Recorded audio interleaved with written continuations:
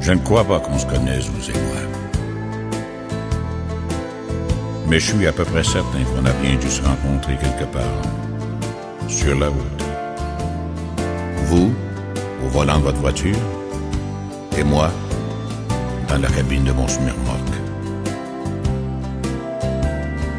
Oui, je suis routier. J'aime l'aventure et j'ai roulé ma bosse aux quatre coins du monde. J'en ai passé des frontières et bouffé des kilomètres de poussière, de boue ou de neige. À cette époque-là, je faisais la ligne sur l'autoroute de Californie. Et c'est là, justement, que m'est arrivée cette étrange histoire. Je venais de loin, je conduisais depuis trop longtemps, et la fatigue commençait à se faire sentir. J'hésitais à réveiller mon helper. Il dormait dans la couchette. Pour me tenir compagnie, j'avais branché mon CB, comme on dit par chez nous. C'est cet appareil qui nous permet, à nous les routiers, de garder le contact et de nous entraider en cas de coup dur. Je venais à peine d'allumer le canal 27 de mon CB lorsque j'entendis, à travers la friture, une petite voix lointaine qui parlait. Une petite voix d'enfant qui appelait. Allô? Allô, les routiers? Ici Teddy Bear. M'entendez-vous? Ici Teddy. Répondez-moi. Je tournai le bouton de mon CB sur l'émission et questionnai à mon tour. Allô? Allô, Teddy? Ici la route. D'où appelles-tu? Que veux-tu?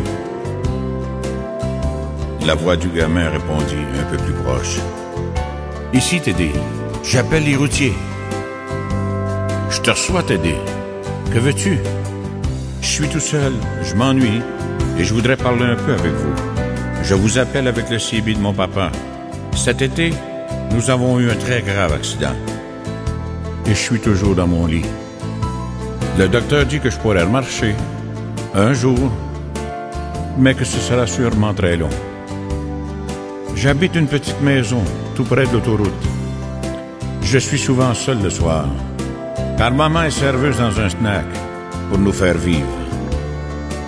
J'ai perdu mon papa dans l'accident qui a détruit son camion et qui m'a cloué au lit.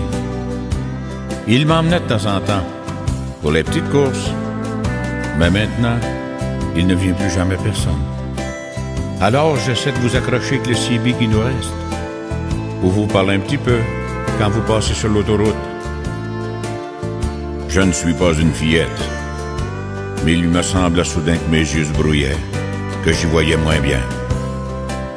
À la première sortie venue, j'ai arrêté le moteur et j'ai sorti ma carte. Dis-moi, Teddy, où habites-tu exactement? Le petit me situait à sa maison.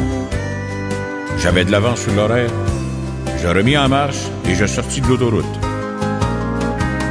Bien que j'ai foncé pour arriver chez lui, je n'étais pourtant pas le premier.